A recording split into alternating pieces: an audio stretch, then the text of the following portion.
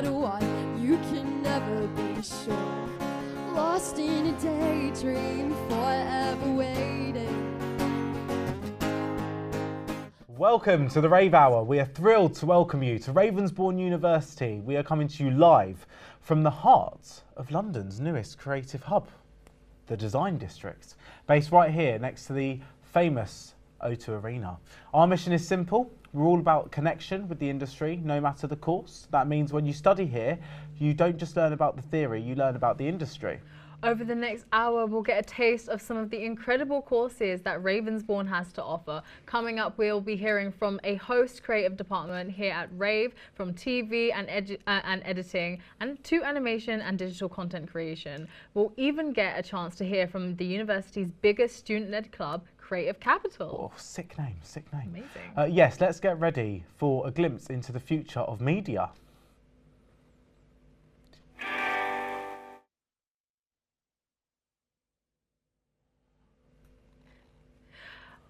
Right, so but first we have something quite special to share with you. It's an experimental audio project called Alma.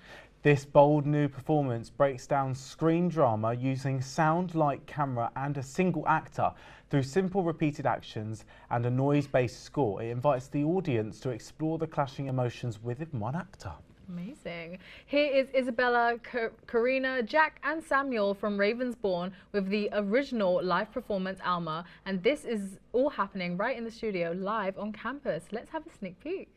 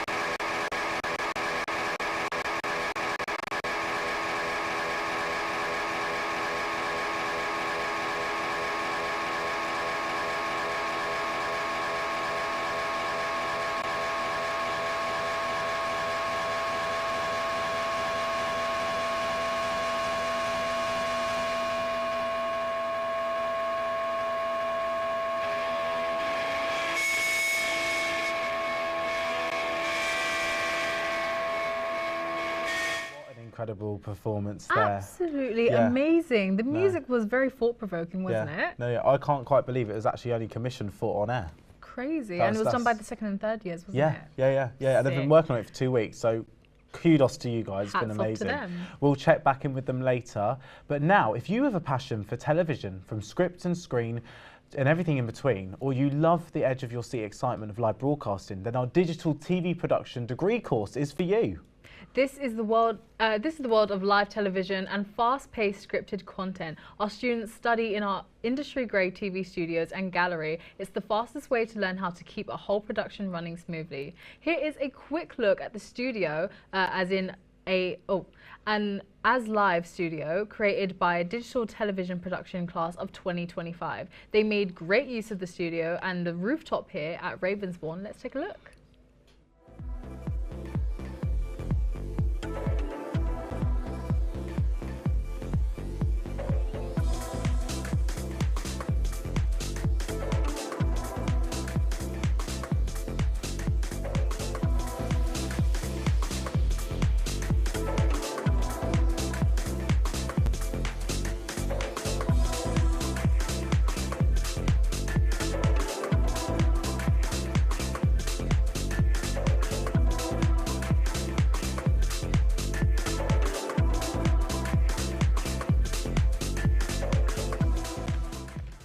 Well, that looks incredible. We're lucky enough to be joined by the creators of Studio, Flo and Ruby. Pleasure to have you guys. How are you? Brilliant, thanks. Thanks for having us. How are you guys doing today? Good? Just, yeah, settling in. Good. Nice. Brilliant. Nice to have you here. Let's kick it off with the first question. Can you tell us where you got the idea for Studio from? Well, I was like initially inspired by Boiler Room. I did want to throw a DJ set here, but I was sort of guided by my lecturers to expand the sort of idea and make it into a chat show. So yeah, we sort of like took it and went from there really. Wonderful, wonderful. Yeah, and how did you go about making the show? Like, obviously, because it's like on the roof and in the studio. How did you go about making it from start to finish? Yeah, there was a lot of different parts from it because we had the chat show, we had the roof, we had lots of VTs as well. So after we kind of like got all the talent and everything, we could kind of plan each segment, and we did the chat show bit first and then filmed the rooftop separately and like kind of intertwined it so it kind of seemed all like it was happening at the same time, which was fun. Wow, it looked amazing to be fair. And how did the university facilitate this process for you? I mean, our lecturers sort of gave us the idea of like going on the rooftop. They were like encouraging us a lot to do it. We initially wanted to do it in the walker space, but I think it was a bit too big for like what the project was. And like, yeah, I just think the uni's been very helpful in sort of like ordering out the kit, like going through that sort of process, because obviously like making sure we had everything that we needed. But yeah, I think our lecturers have just been very sort of supportive throughout the whole process. That's wonderful to hear, and thank you guys so much for joining us. Yeah, no, it was amazing insight into everything.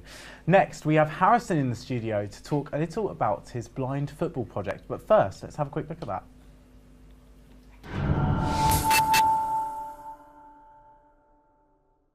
One loss so far this season, and we've just been watching behind us a little bit of their warm-up, and you can see why. I mean, there is a plethora of talent in that squad. Yeah, full of talent, full of top European talent as well, not just in terms of our country, but where these three rank, especially in Issa Amjad, Efe Shinwell and Paulie Obo, the Italian striker that they bring in. They're just, yeah, they are the very best that Europe have got to offer.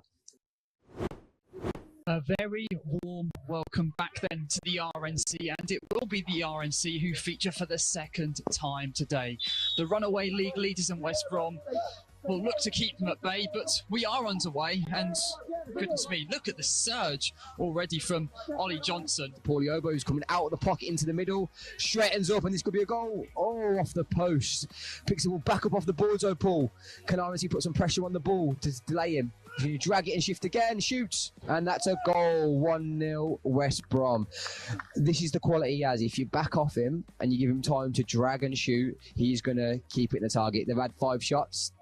RNC will probably be happy it's 1-0 currently. However, can they just be mindful when the ball bounces out on second phase, third phase, can they put pressure on the ball again instead of just watching and pick the ball back up and making it easy for Paul to do them sort of things? But look at this surging run from Paul Iobo.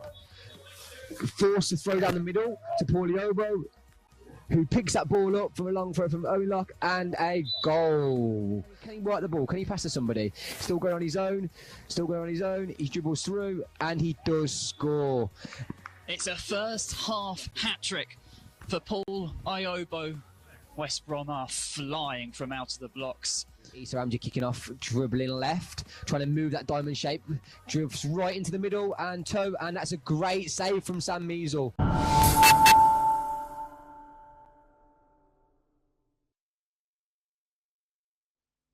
That's absolutely wicked. Hi Harrison, thank you so much for joining us today. Yeah, how are you doing? Pleasure. Yeah, all good. Yeah, happy to be here. Lovely, lovely.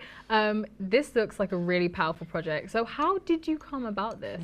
So it wasn't actually myself, it was another graduate called Brad, and he got the opportunity to work on the Olympics and the Paralympics over the summer, and he got the idea of blind football and how amazing it is.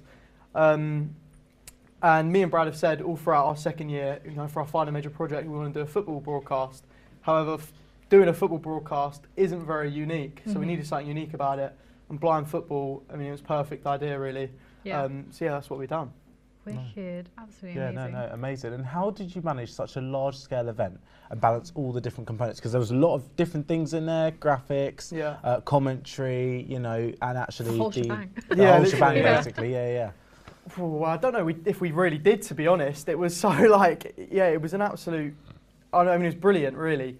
There was only sort of 5 to 8 of us actually out there in Hereford, because we did a remote production. Right. So we had everyone here at Ravensbourne in the gallery, and So it was quite sort of split up, I guess. So it wasn't too many people, you know, there and about and getting in your way or anything like that. Yeah. So it was, and we're all quite good friends as well. We all come to be really good friends on the project, and I think that's the most important thing. So we weren't really arguing with each other, nothing like that. Everyone was quite friendly and sort of, yeah, we worked through it, and yeah, it was really, really cool. Makes the project a whole lot smoother when you're Exactly, friends with everyone. And how did you handle any sort of unexpected situations or challenges during this broadcast? By stressing. Fair enough. Yeah, we had a lot of problems actually. At the start of the first game, a lot of the mics weren't working. Oh. And it come down to us just not We've really... all been there, haven't we? Yeah. Exactly. And it come down to just not enough practice really from the day before. And yeah, to be honest, it was just a stressful time. Yeah. But you just work through it. You know, people are always going to be working on it. We had brilliant people there, like Chris was our broadcast engineer, Ethan was on sound as well, and they managed to sort of, well, there's always a plan B, right? So you always try and, you know, work out for the contingencies and things like that. Right. So yeah, it worked out. And A lot of the time you're just working off the stress and the adrenaline. exactly, yeah. It's just, you know, next thing after the next thing, right? It's never, you know, a smooth production, as I'm sure, you know, it is anywhere, you know. Enough. Yeah, no, amazing. Thank you so much for coming in. Obviously, this is an amazing project. I can't quite believe how you managed to capture that. Of course, very unique as well. Very unique indeed. Very unique. Thank you so much for coming in, Harrison, and helping us learn more about your fantastic project. It's just been incredible. And during the course, you don't just look at live broadcasting. You also get a taste of the scripted world. A Thin Line is a scripted piece created by the class of 2025. But before we take a look at the Thin Line, we wanted to warn you that this clip contains adult themes, so viewers' discretion is advised.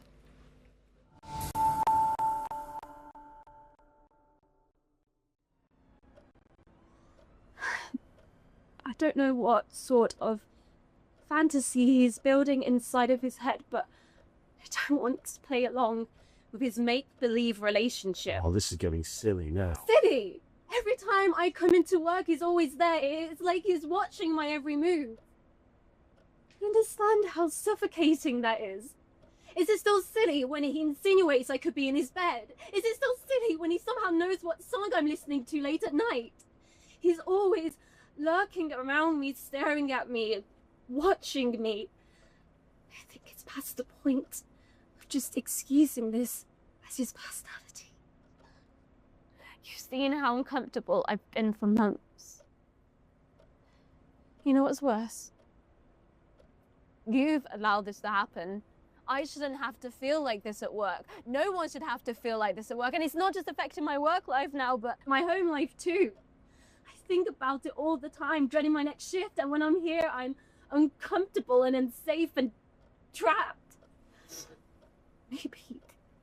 Maybe it's because you can easily dismiss it because he's your mate and he does no wrong in your eyes. Maybe it's because you care more about how much money is being brought in than the well-being of your staff. I do care about my staff. If you really did care, you wouldn't have allowed this to go on for months.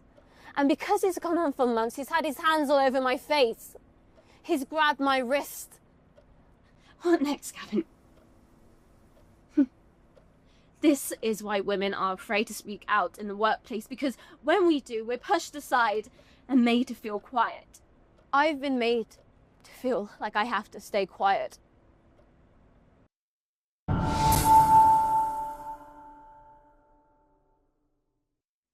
The writer and director of A Thin Line, Michael, is here with us in the studio. Hi, Michael, how are you? Hi, I'm really good, thanks. How are you? Yeah, I think we're not tired yet, so we've got energy. Fine, yeah. I'll feed off your energy. How's it been today? Good? Just settling in? Nice? Yeah, settling in all good, thank you. Amazing, Good, amazing. I was wondering, how did you look after yourself and your crew whilst working on such a project with such a heavy topic? I think it's just about checking in with everybody, making sure everyone's okay. I think in the pre-production period, it's just double checking everyone's okay. It's such a sensitive topic, you know, and it was such a topic everyone wanted to get behind and felt that passion to tell this story because it is such an impactful story, and that was the main kind of goal of leaving that impact. Right. So it's just making sure, checking in. The thing is with Ravensbourne, there's a lot of support services available and they do make themselves known to us quite frequently. So there was always someone that somebody else, whether it's myself or it's someone on the crew, could speak to if they felt they needed to, you know? Yeah. No, yeah, incredible. And looking back now, what would you have done differently, or what would have you explored further if you were able to expand the story? I feel like with any story, it's you give 100% to that story. My story does end on a cliffhanger, but there's a resolution within that story. So I feel like the cliffhanger side of it is the kind of unresolved stuff, but that wasn't the point of the story I was trying to tell. Right. So that was definitely resolved, but I feel like with anything, if you were to continue it, there's kind of ways you would go about it. But in terms of a technical element, it would be more so, you know, making sure certain roles were filled, taking advantage of like the open days and the crew up events, and speaking to different networking sessions that Ravensbourne host here, because I feel like there's definitely certain spots within the crew I could have filled that I didn't and kind of neglected. So I feel like just take advantage of those areas. Like make the use of Absolutely. I went to the crew up event, I filled the majority of my crew, but there were certain roles that I didn't fill, and I feel like you just got to, you know, if you're in a uni that offers so many different courses within the creative space that can kind of fill every spot, then just don't be afraid, talk to people, you know, because they'll be your best friends when you're making your film. And what do you hope that people will take away from your film? I feel like just to get the subject out there and stuff, it's okay. It's like with any story, like within my story, it's okay to speak up if you know you're in a working environment where you should feel safe, and that was very much the goal. If anyone else, you know, when I told the story and there was a lot of research involved within that story, a lot of people have kind of experienced it themselves in a subtle way or a more dramatic way, or they knew someone else who had experienced feeling what our main character feels in terms of isolation and feeling unsafe, which should never happen within a workplace. So I feel like, yeah, just very much getting that story out there. Right. Well, thank you so much for joining us today. It's been an absolute pleasure. And we will now move on to the digital film production. Here we don't mess around with toy cameras. You can get your hands-on experience with the latest industry kit. We have covered a full spectrum. We cover a full spectrum of screenwriting, photography, and post-production. Yeah, we've got to speak to graduate students Alice, Adula, and Rebecca to talk about their final film projects.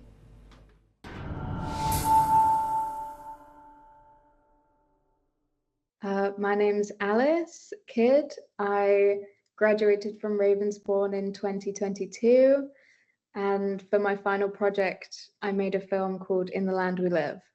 Where are we going? We're going to your room so we can sit quietly and talk. Where's my room? Down to the left. Do you remember Alice?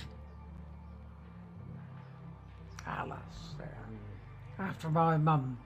That's right. She asked me about the time you used to spend in the New Forest.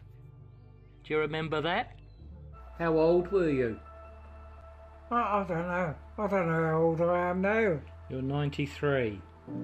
I'm 93? Yeah. Good Lord. Rosa. Yeah. Rosa. So you went dancing, did you? Yeah. Well, I wasn't a very good dancer, but she was.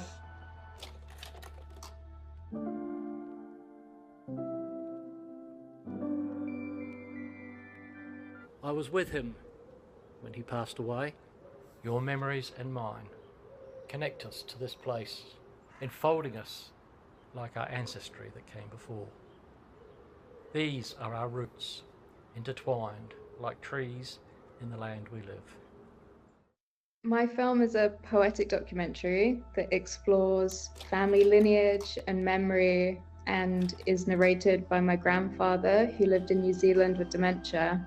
Even though it was like a very personal project, I was interested in exploring universal themes that are part of the human experience, like loss and belonging and family, while also gathering information about my lineage and also collecting memories before they were lost. It stemmed from a connection that I felt to the New Forest, which was the area that my grandfather grew up in, and I wanted to make the film in an effort to connect with him and my family history in relation to the land and that area. and I felt like the poetic mode of documentary filmmaking was the best way for me to express that, because I was really interested in exploring someone's interior world in a visual way. The response that I've got from people after screening my film has been really touching. It's been a really great experience because I was able to take the film to film festivals, which I didn't think that I would be a part of. It was really great to just be part of the community in that way. So it really gave me a lot of confidence moving forward in my career as well. I think it's a really unique, special thing to be able to capture someone's voice. The film really affected me on a personal level because I initially was shy in making the film. It felt quite exposing, it being so personal and so closely linked to my family. But having screened the film, lots of people came up to me and kind of shared their own experiences with family members who were unwell or also had dementia. And so that was a really touching and humbling experience, that something that I felt was so personal to me could also connect with so many other people. I feel like I found my creative voice at Ravensbourne because it's such a rare experience to have those few years when you're studying to fully immerse yourself in something you're passionate about. And it wasn't until after I graduated that I realized how rare and special that time is. So yeah, I'm very grateful. I would encourage anyone who has a passion for something or feels like they have a story to tell to start and see what happens. I think the best part about being at university was the people that I met that I wouldn't have met otherwise. It attracts so many different types of people from all around the world, and it really helped me in my career as well, and in that it's such a great networking opportunity. I'm dyslexic and I didn't think that I would thrive in a university setting, but I found something that I was really passionate about, and it really drove me forward in doing my best and making a film I'm really proud of. Sometimes I watch it back and I can't believe that I made that, you know. The animation in the film was done by me very poorly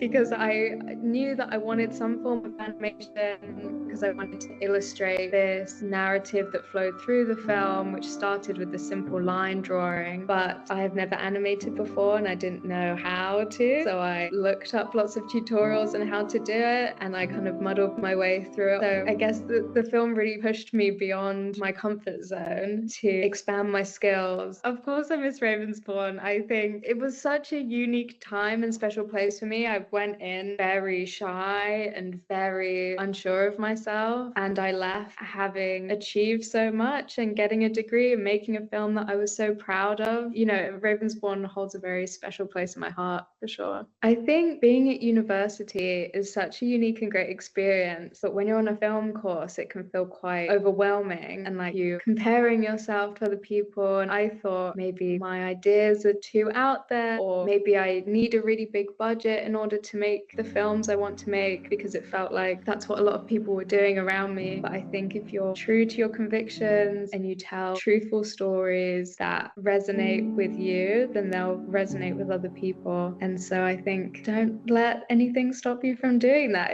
You don't know where it could lead.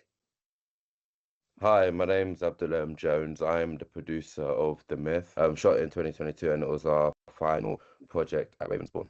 Hi, I'm Rebecca and I'm the director and writer of The Myth that we're here to talk about today. We came together, finally be able to release it this year. Girl, I can't believe you made it. Happy birthday, girl. And she has so many great qualities. Like humility. You thirsty? Excuse me? Sorry, thank you. So this one's mine. Okay, I would have given you mine, but were you taking a sip of it? no worries.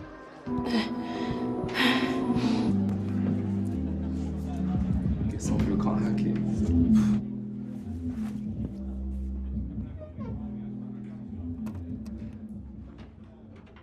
Why are you leaving so early? I honestly can't believe you right now. You know how dangerous it is to make an accusation like that against a black man these days? Do you even hear yourself right now? You are so selfish. Merely existing in my own skin, predetermine my own fate. I'm not a monster. I am Medusa. I came up with the idea for the myth in my foundation year at university when I was learning about the myth of Medusa, and I didn't realize that the story has, one of the interpretations of the story has a lot of parallels with modern victims of sexual assault. And I thought it'd be interesting to do a modern reinterpretation of that, you know, and to draw the parallels between modern day victims of sexual assault and Medusa herself.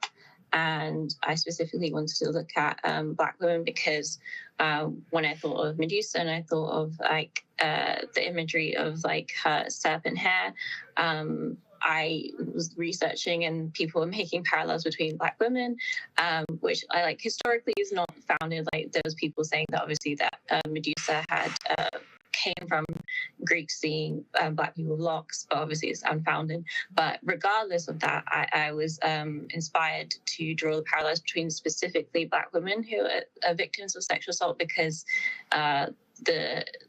they're more likely to not be listened to, more likely to be scrutinized and condemned in a way that I felt was similar to how Medusa is treated in the Greek myth of Medusa. I remember when we were reading the scripts, it kind of pulled me with the opportunity of making this film and production as diverse as possible.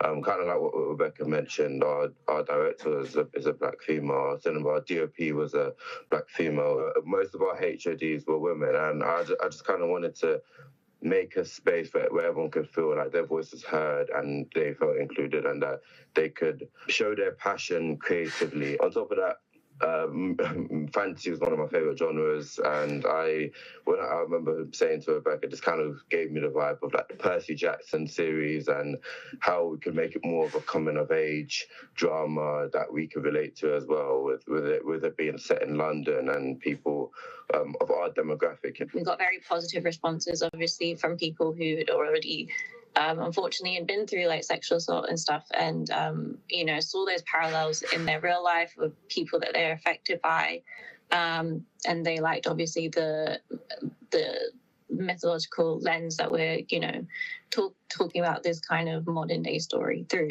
Another inspiration for the Medusa story is that a lot of victims of sexual assault get Medusa tattoos as a sign of survival. And I think the tragedy and the persistence of this story of Medusa in popular culture is because she is a victim that doesn't get justice. And I think that there's a lot of modern parallels with that, with modern day victims of sexual assault, that, yeah, we wanted to focus on getting the final touches was so affirming and also rewarding when it's like actually done and such a huge relief. But it's also just, yeah, there's like, wow, we are very capable human beings. And I think we definitely, in the end, made something we were proud of. So yeah, all the hard work going into that was, you know, worthwhile, basically. The best asset of Ravensbourne is the students. It's like getting to work with incredibly talented people that, you know, you may not come across like organically, and some of those like, yeah, connections you might have for life and will really help you get forward in the industry, etc. We care about our work, and that we're not here just to make films and go home. We want to make a career out of this, and we want to continue being involved in this industry and being in this creative space. And it's a blessing, and we are fortunate in what we do. There are worse things to do and worse situations to be in, especially in the current climate of the world. So, yeah, I'm excited to see what's next for me and for Rebecca as well. And yeah, it's an interesting, funny little game to play. Obviously, not everyone's story post-uni is as great as Abdullah, who is the contrast of me being in the cinema watching F1 and then...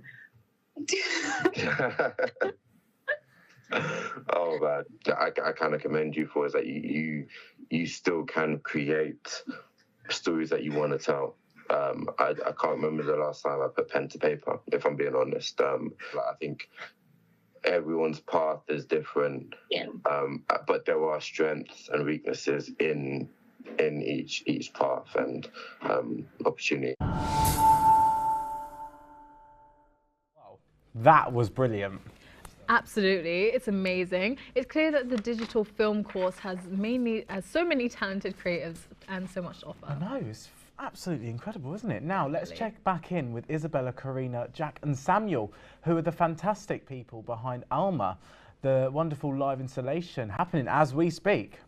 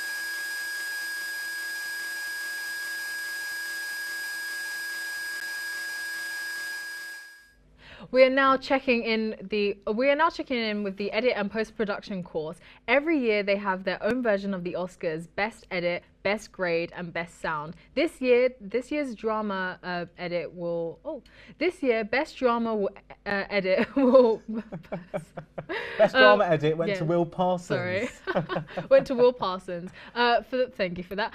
For the first cut of the troubling youth drama called Rabbit Skull. And we're delighted to have Will here in the studio. But first of all, let's have a check out of Rabbit Skull. Excited.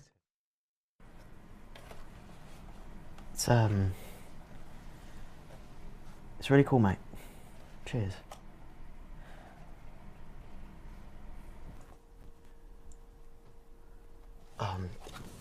Back in a sec.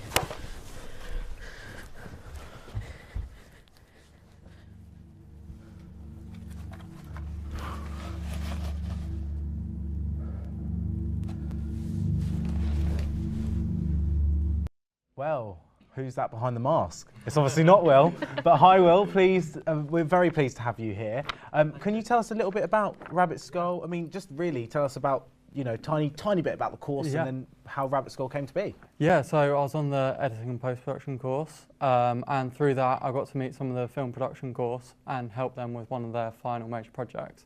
And one of those projects was Rabbit Skull that I worked on. So it was a short film, a coming-of-age sort of drama, about a teenage character who he's holding on to his childhood friendship, but his friend Lucas has kind of moved on, and you know how teenagers are.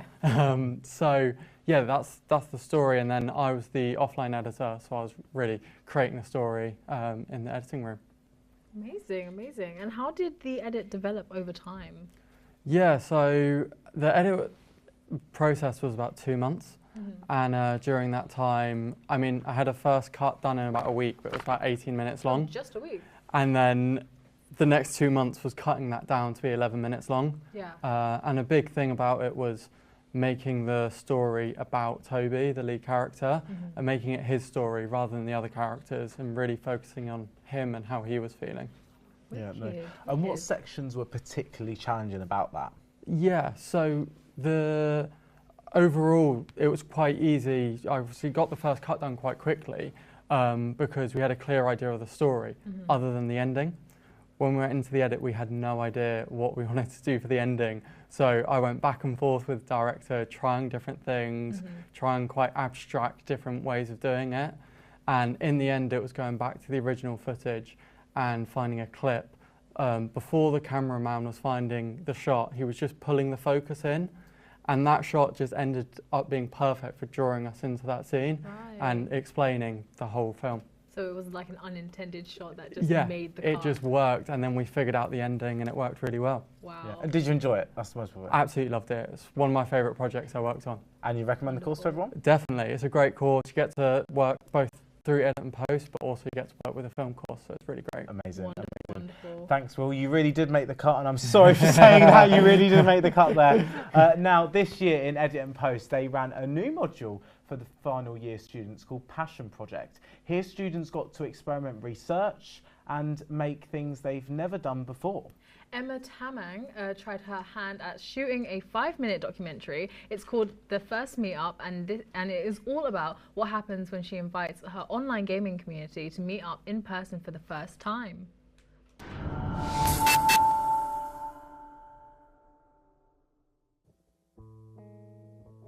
Our friendship began on a live streaming platform called Twitch. I'm a part-time streamer and I play games and share my gameplay with an audience. How do I report? How do I report? One day a few viewers joined my stream and I greeted them warmly. I responded them hi, hello, and welcomed them to my stream. Who knew that these people would become my friends and that we would share some fun and crazy times together. I have known them for almost a year now, some of them for a few months, and until now our interactions had all been through voice or video calls on Discord.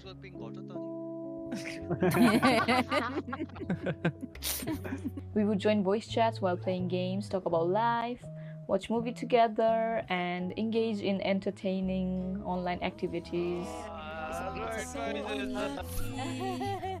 That is crazy. That is crazy. Oh that my is days. crazy. The only thing left for us to do now is just to meet up in real life.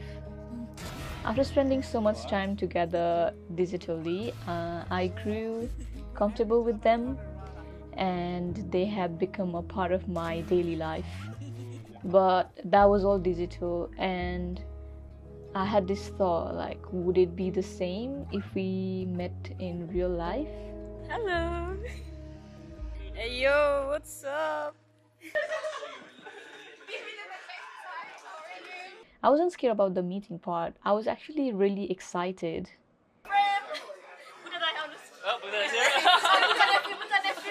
We decided to meet up for dinner at a Nepalese restaurant. I won't lie, I felt a bit nervous, but the excitement just overshadowed it. Soon I would meet the friends that I've been chatting and gaming digitally for like almost a year, and now I'm gonna get a chance to finally meet up with them in real life. So I was very excited about that part. When the time came for our meetup, I spotted them through the restaurant window, and as I approached them, my nervousness started to kick in. Suddenly everyone was already greeting each other and I was waiting for my turn. And everything happened so quickly that I didn't have time to process what was happening. Whoa, focus. Oh my God. You were tinier than me. Okay, that's proof now. She's tiny. I'm not too sure about that, honestly. I think we were the same height. It was a little awkward at first, but as time passed, we became more.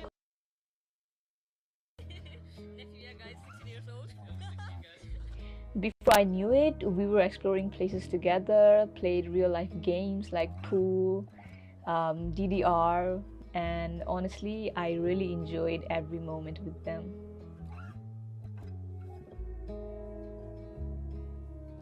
Who would have thought an introvert like me could be so carefree and extroverted with people I feel comfortable around? I cannot express my happiness enough, and I'm so grateful that I have made these amazing individuals, and I hope this friendship lasts forever.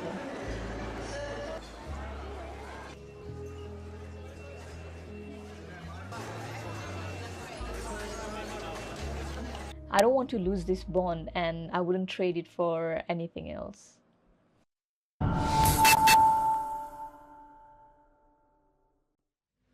Honestly, that was so impactful. I can't quite believe that. I can't quite believe that. I mean, you know, lots of gaming going on these days. Yes, Very much loads of gaming going on. Yeah, I think gaming is definitely being like seen worldwide and actually recognized as like a proper industry skill now. We went to the Global Academy and they had like an esports little course that they had, and everyone was just amazing there.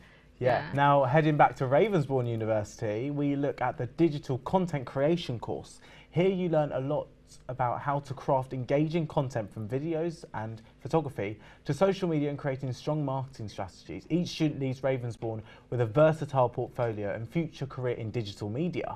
Now let's take a look at some of the coursework that the digital content creation course have given to us. Sam Durrance has been traveling to Asia and has spent 48 hours in Hong Kong. Here's a vlog showing what he got up to.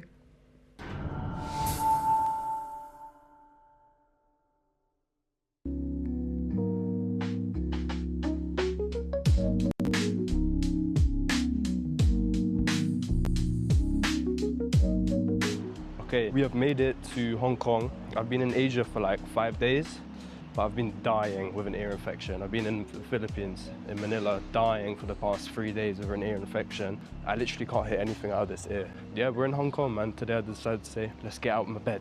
So yeah, flew to Hong Kong this morning, literally just checked into my hotel. Yeah, let's see. First of all, munch, because I haven't eaten properly in like 3 days.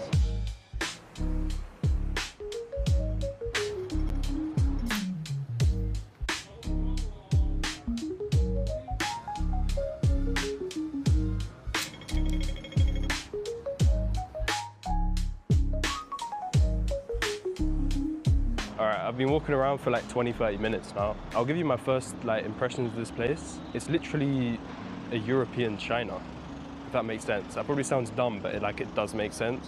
Like they have these red taxis everywhere, they have double-decker buses, they have like European-looking traffic lights. Obviously, I've never been to China, but like this isn't what I would expect it to be. Do you know what I mean? I don't actually have any plans for tonight other than seeing the light show. They have like a city light show at 8. I think that's at 8.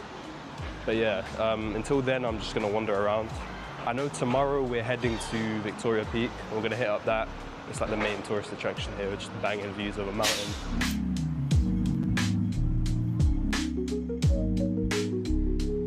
Wait, how mad's this though? Look at the ticket machine. You literally just press the station and it comes up. All right, we have made it to the harbour. I think it's called Victoria Harbour. But oh my, look at that.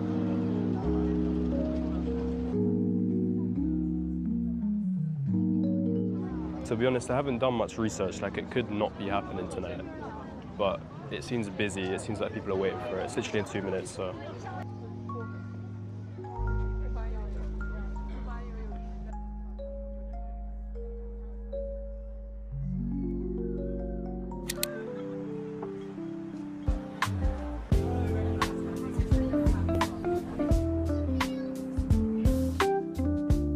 Made it to Victoria Peak.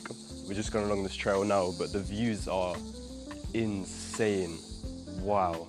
Also, you see the tram that like went up the mountain? It was like vertical, like nearly. That was so fun.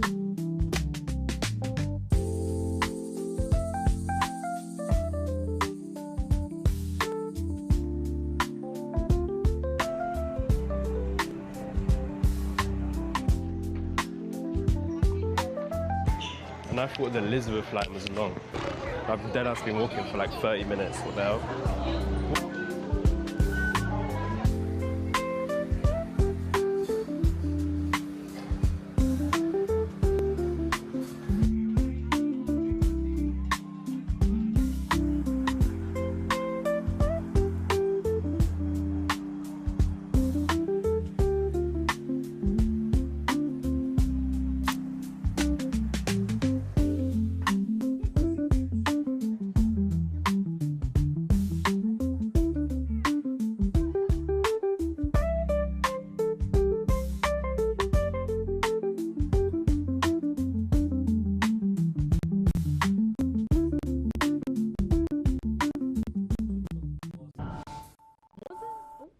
Wasn't that absolutely fantastic? I sense an up-and-coming influencer. Yeah, I mean, the amount of opportunities these guys get to go and do their final major projects in another country. Yes. Like, I don't think you see that anywhere else, do you, Acacia? No, no. If you could go to another country, where would it be?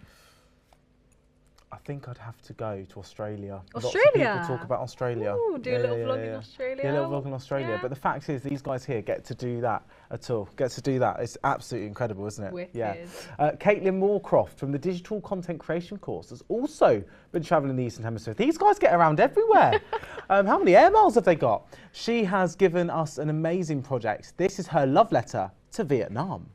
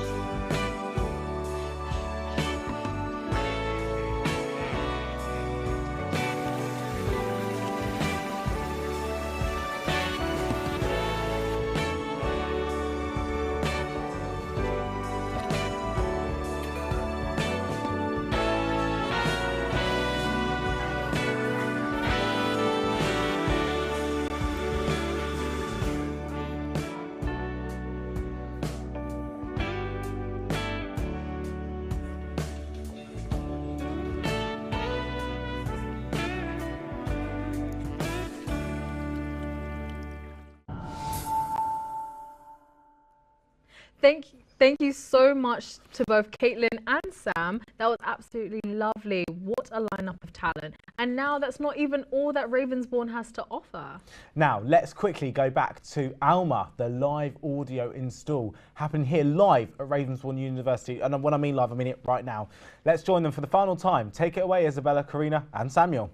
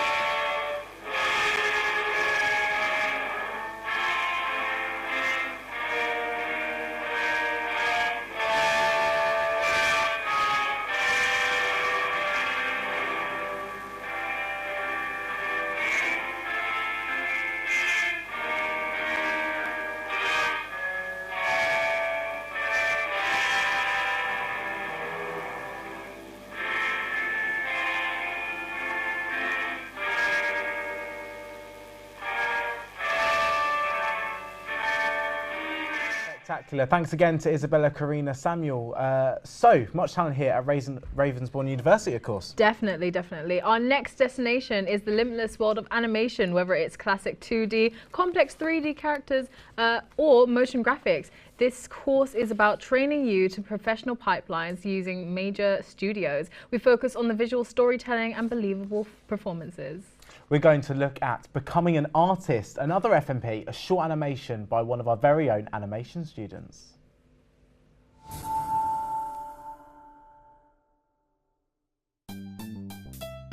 Greetings, fellow art enthusiasts. I'm Pierre, and I'm with my trusty partner, Houdini. Heya! And we have quite the interesting artist story here. Lee Bowery. The Australian fashion artist? The very same. Whoa, that outfit is quite absurd. It was the 80s. Crazy-looking outfits were all the rage, and Lee brought it to a whole other level. But how? Well, let me go into its history. Lee Bowery was born in a small traditional town in Australia in March 26, 1961. Growing up, he wasn't like other boys his age. In his youth, he sewed clothes using his mother's sewing machine. He went to fashion school to hone his craft, but found the environment suppressive, and he felt very isolated. Yeah, I'd be mad too if I was only taught how to make baby clothes. It was then he found out about a little place known as London. London, baby! Ow! Oops. He read all about the fashion world, and he knew at that very moment, this is where he wanted to be. He saved up and moved to London in 1980, bursting with creativity. Ready for action. Adventure. Passion. He was ready to show the world who he was and become world famous. Well, it wasn't instant, but he eventually met Guy Barnes, aka Trojan, who he moved in with. With his new friend, he experienced London's fashion scene firsthand in all its glory. And that inspired him to use his fashion skills and craftiness to create his own ultimate fashion statements, with outfits that were bombastic, unique, and shocking. Ooh, hubba hubba. These over-the-top outfits would shock and inspire for many years to come. It makes me want to try it myself.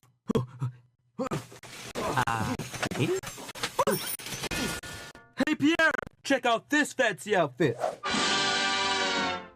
It's very shocking, all right, but improvements could be made. Oh, man.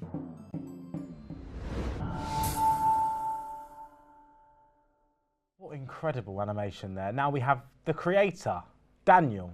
Hey. Lovely short film there. Hi, Daniel. Thank you so much for joining us today. This is a real pleasure. Thank So you for nice having me. having you. So nice having you here. The film is about Lee Bowery, such a bold and eccentric figure. What drew you to him as a subject? Well, actually, we were assigned like Lee Bowery as subject because Tate was doing a exhibition on Lee Bowery at the time. Right. Like personally, if I got to choose, I would not have done Lee Bowery because we had to do like a kid-friendly animation, and Lee Bowery is Not- anything but not kid-friendly. PG. Very not PG, far beyond. But it was really fun, like trying to like get around that, like with a really fun idea, like the two characters, Pierre and Houdini. Mm-hmm. Well, like I remember I came up with them whilst I was like one day, just when I had no idea what I was going to do with the project. I was watching Lion King 1.5, like the one with Timon and Pumbaa, and I just kind of like gave me the idea of like, what if I just like have two like comedic characters tell like Lee Bowery's story? I felt like that would be a bit more for kids, and a lot more interesting as well. Right. And yeah, I think it like, turned out really well, like as a concept. Yeah, Oh no, it turned out very well when we saw it. It Turned very out well. perfectly. What part of the animation process did you enjoy the most? Design, movement, editing, or was it something else? Well, I did like I did do like quite a bit of the process. I did the editing. I did the voice like for both Pierre and Houdini. that's something I really did like like the greetings fellow art. Yeah, that's like, You do have the animation voice. yeah, I do a lot of like silly voices. Originally, like Pierre was supposed to he was supposed to sound like this, like a little bit more with an accent, but I did not know if I was gonna like be able to hold that. Right. So I decided very just peppy, very understandable. But I love this yeah. so much. You're going to go That's it. far. You're going to go so far. Definitely. Please go into voice acting. And Yeah. what is one skill or lesson that you've taken away from this project? Well, this was a group project. One was automatically assigned group project, so you're thrown with like a bunch of people you don't choose. Group projects are fun. Well, like very vague definition fun. They're a story within themselves, pretty much. Just like the whole all the stress, definitely like a lot of stress, a lot of like, you know, the good moments, the bad moments, the, you know, the people who like, you know, kind of like don't do the work on time, or the people who don't do the work like you're supposed to. I did a lot of like, you know, like last minute correcting during the like, but yeah, that was just group projects, just very, very like interesting. And because usually, like in my personal projects, I do a lot of like 3D stuff and whatnot. I usually have like a full idea of what I'm gonna make, like full like you know, creative like decision over it, and like what I want people to do. But in this one, I have more like, you know, more people doing more like actual animation work instead of just like the more minor things. So I'm making sure everyone like does their stuff on time.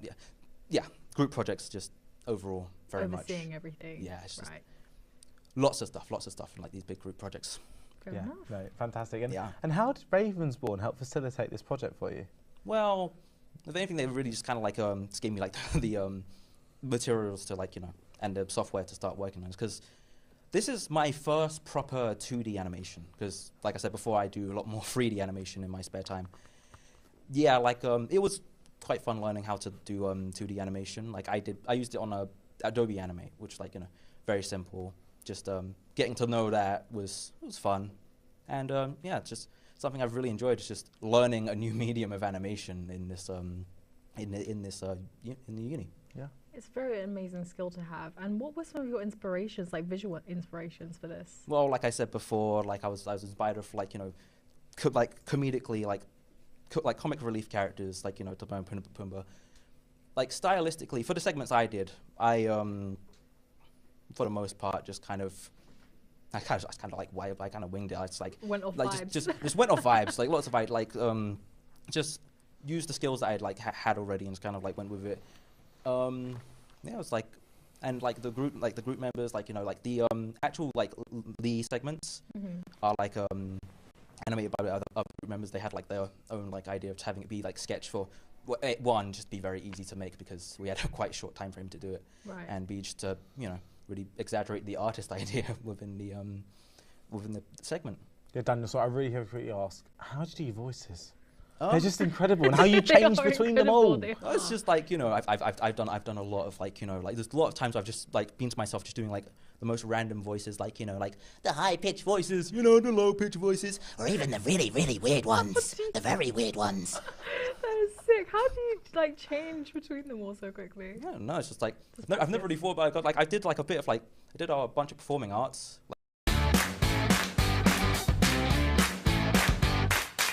Being weird and just practicing it to yourself, pretty much. Wonderful, wonderful. That's so sick.